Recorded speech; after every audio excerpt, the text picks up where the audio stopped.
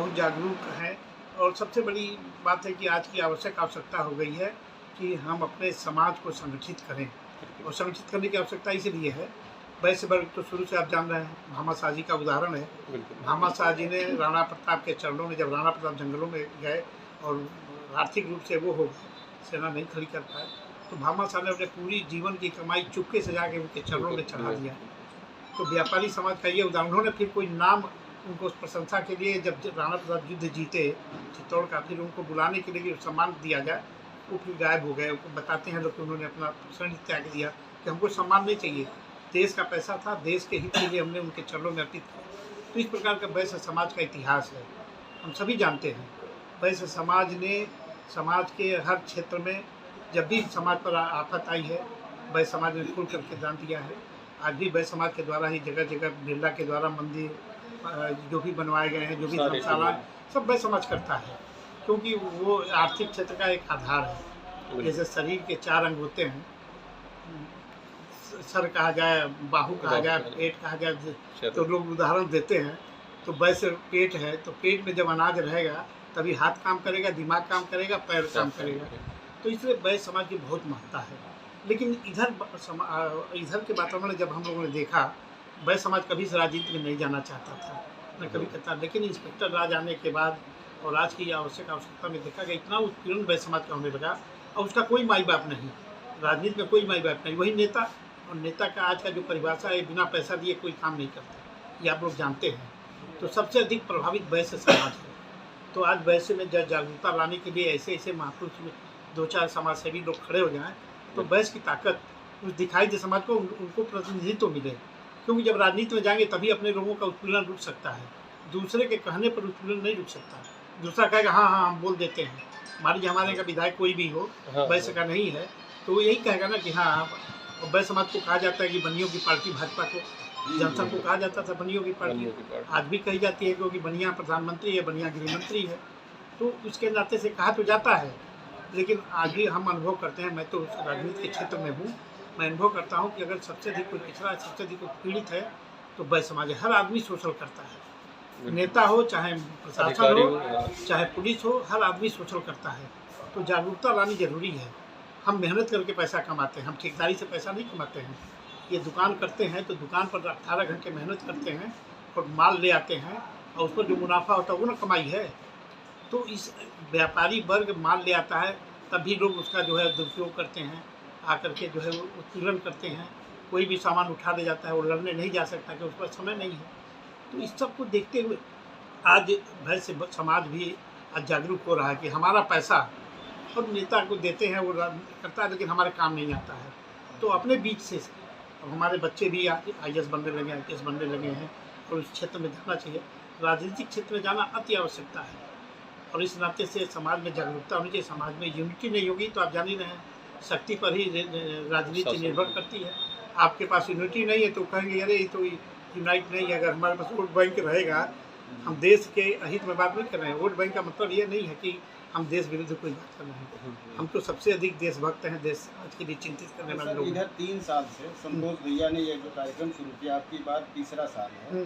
पहला साल तो कुछ और बड़े पैमाने पर हुआ, लेकिन कुछ कारण से दूसरे साल में जनसभा और उस तरह का कार्यक्रम नहीं हो पाया, अब की बार हुआ। तो आप इसको किस नजरिए से? नहीं, मैं बताता हूँ कि वैसे अभी ये इतना मेहनत करते हैं, कई लोगों का उदाहरण मेरे पास है। मैं कई जगह जाता हूँ, देश में नहीं, हम तो इस समय सहकार भारती का मैं राष्ट्रीय संपर्क प्रमुख भी हूँ, तो पूरे देश में हमारा दौरा रहता है। तो मैंने देखा व्यापारियों के बारे में, ठीक है हम बड़ा कार्यक्रम कर देते हैं, सब कुछ कर देते हैं, लेकिन समय देने वाले व्यापारी नहीं होते हैं, बात समझ रहे हो ना। तो हम यही कर सकते हैं कि कार्यक्रमों के माध्यम से अपनी ताकत को दिखा सकते हैं, अपनी एकता को प्रदर्शित कर सकते हैं। तो ये करते हैं, कार्यक्रम करते रहते हैं। हम धरना प्रदर्शन नहीं कर सकते, ठीक है ना, सब व्यापारी वर्ग के लोग रहते हैं, तो एक दिन का समय वो दे सकते हैं। लेकिन अब जो जागरूकता है, हमारी आवश्यकता है, इसके नाते से मैं वैश्य समाज से अपेक्षा यही करूँगा कि जब आप ताकत देंगे तब हम लोग जैसे लोग आपकी आवाज़ उठाने में समर्थ होंगे। समाज के ही कुछ ऐसे लोग हैं जो कार्यक्रम अलग से करके कुछ वैश्य समाज को ही अलग डिवाइड करने की कोशिश करते हैं। देखिए मैं तो कहता हूँ कभी कभी, अब आप लोगों के सामने भी बता रहा हूँ, वैश्य समाज को तौलना तराजू पर वो मेढक को तोड़ने के बराबर है। आप समझ रहे हैं ना, जल्दी वो आएंगे नहीं, सपोर्ट कर सकते हैं, आर्थिक सहयोग कर सकते हैं, समय का सहयोग नहीं कर सकते। इसलिए अपने समाज में इन लोगों के माध्यम से कुछ ऐसे नौजवान आजकल खड़े हो रहे हैं जो समय दें। बिना समय के आप कोई संगठन या मजबूत नहीं कर सकते। तो इस नाते से हाँ, इनका जो है आत्मबल बढ़ाने के लिए तन और मन, धन, तो तन अगर नहीं दे सकते हैं तो धन और मन ये भी अगर मिलता है तो हमारे समाज में नौजवान वर्ग आज बहुत ज़्यादा था। तो ये जो नई पीढ़ी है जो बेरोजगार है, मान लीजिए वो व्यापार नहीं करना चाहती है, IAS IPS बनना चाहती है। आजकल काफ़ी हमारे वर्ग के लोग इस क्षेत्र में आगे बढ़ रहे हैं, लड़कियां टॉपर हो रही हैं, सब कुछ हो रहा है। तो राजनीतिक क्षेत्र में भी वो नौजवान आएगा तो उसको इन लोगों का आशीर्वाद मिलेगा और इन लोगों का मार्गदर्शन मिलेगा तो आएंगे। और राजनीति में जब आएंगे तभी जा करके वैसे समाज का भला होगा। ठीक है, कहने को हमारा शासन है, लेकिन फिर भी मैंने देखा है कि आपकी राजनीतिक शक्ति अगर नहीं है तो फिर उपेक्षा हो जाती है। और ये तो आम बात हो गई है आज के वर्तमान शासन में। तो समाज का एकत्रीकरण और एकीकरण और संगठन ये बहुत ज़रूरी होगा। तो मैं यही राय दूंगा कि ऐसे संतोष जी हर जगह पैदा हों, हर जगह खड़े हों समाज में। जबकि ये सामाजिक व्यक्ति हैं, किसी का अहित करके हम समाज में नहीं आगे काम करना चाहते हैं या किसी का हक लेने के लिए हम काम नहीं करना चाहते हैं। हमारा उत्पीड़न बंद हो, हमारी राजनीतिक जागरूकता बढ़े, हमारे लिए भी लोकसभा विधानसभा में बोलने वाले लोग हों, हमारे लिए भी थाने में जाने वाले लोग हों। ठीक है ना, दूसरे को हम हायर करके ले जाएंगे। आजकल कोई भी जाएगा, नेता आप जान रहे हैं, क्यों जाएगा, क्या उसका स्वार्थ रहेगा। तो अपने समाज का व्यक्ति अपने समाज के लिए खड़ा हो, ये आवश्यक है। इसलिए इस प्रकार के ये कोई वर्ग विभेद नहीं है, समाज की जागरूकता है। हम अगर संगठित होंगे तो समाज का भी भला होगा, राष्ट्र का भी भला होगा, ये मान करके ये संगठन आवश्यक है। तो सर आखिर क्या कारण है कि वह समाज संगठित क्यों नहीं हो पा रहा है? फिर हमने आपसे कहा ना कि भाई समाज किस पर आधारित है, व्यापार पर आधारित है। नौकरी यही करता ना। आप ही अगर दुकानदार रहते, मान लीजिए आप हैं दुकानदार हैं, चाहे हम हैं दुकानदार हैं, कितना समय दे सकते हैं। सवेरे दुकानदार आज 7 बजे खुलता है, इतना मेहनत करता है। मैं तो कभी कभी करता हूँ। एक बार बांस गाँव में घटना घटित हुई। क्या कहा कि बाबू साहब जो हैं, एक नया लड़का था, उसने काफ़ी अपना बिजनेस बढ़ाया था और गए उधार उसके यहाँ से जाता था तो रस्सी 27 रुपये का लिए। वो जाने लगे तो उस लड़के ने, नौजवान लड़के ने बनिया के, और कहा कि रस्सी का पैसा दीजिए। अब उनको इतना बुरा लग गया, कहे सारे तुम हमसे पैसा मांग रहे हो। भाई ये जाति विभेद की बात नहीं कर रहा हूँ, ये घटना बता रहा हूँ बनिया के लिए।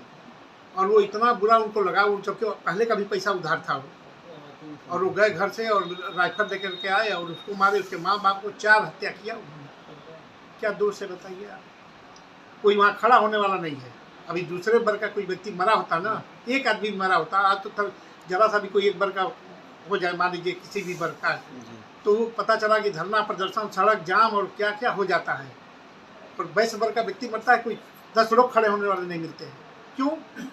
क्योंकि उनको व्यापार का नुकसान होगा। ये जागरूकता नहीं है कि कल को हमारे ऊपर भी ये चीज़ आ सकती है।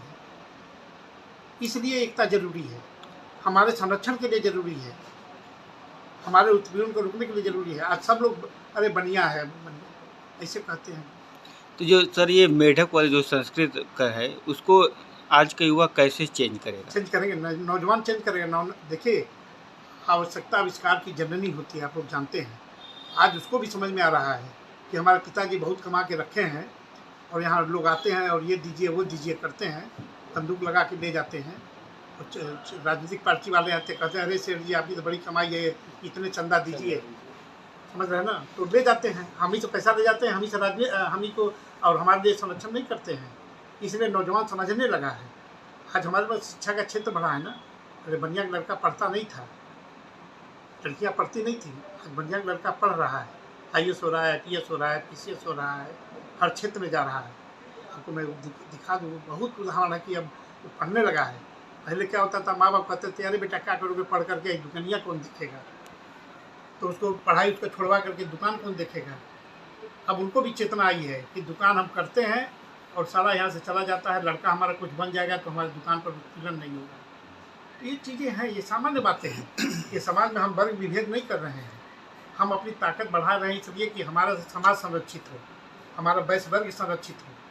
हम मतलब समाज में मजबूत बनने के लिए नहीं खड़े हो रहे हैं कि हम समाज का उत्पीड़न करेंगे। जैसे अन्य वर्ग खड़ा होता है, वो ताकतवर हो जाता है तो उत्पीड़न करता है दूसरे वर्ग का। तो वैश्य का ये स्वभाव ही नहीं है, इसीलिए उसको वैश्य नाम दिया गया। वो सबका पोषण करता है। हमको कहा जाता है कि हम उधर हैं तो उधर में हम खाना देते हैं, जब ये शुद्ध रहेगा तो मैंने कहा चारों होंगे तो हमारे काम करेंगे। तो है वैश्य समाज के साथ मजबूरी है, लेकिन आवश्यकता अब उसको लगने लगी है। ऐसे ऐसे लोग जगने लगे हैं कि हम व्यापार करके क्या करेंगे, कल को कोई उठा ले जाएगा तो फिर वो व्यापार किस काम का है।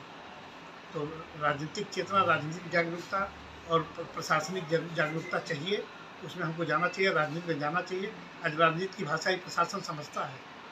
आप अगर कुछ नहीं है जाइए तो देखिए ना, आप जाइए वहाँ पर आपको भगा दिया जाएगा, FIR नहीं करेंगे। एक्चुअल आप हैं, आप पीड़ित हैं, आपका FIR नहीं होगा क्योंकि अगला जाके मैनेज कर लिया है।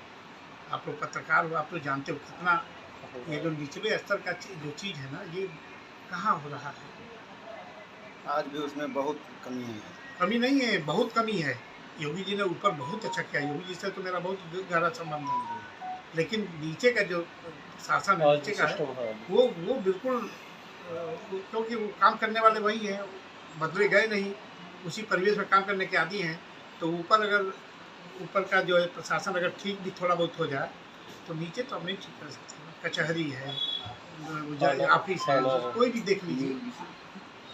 तो ये सब चीज़ें हैं, बाकी और कोई चीज़ हो तो बताइए। मैं तो पूरा जो है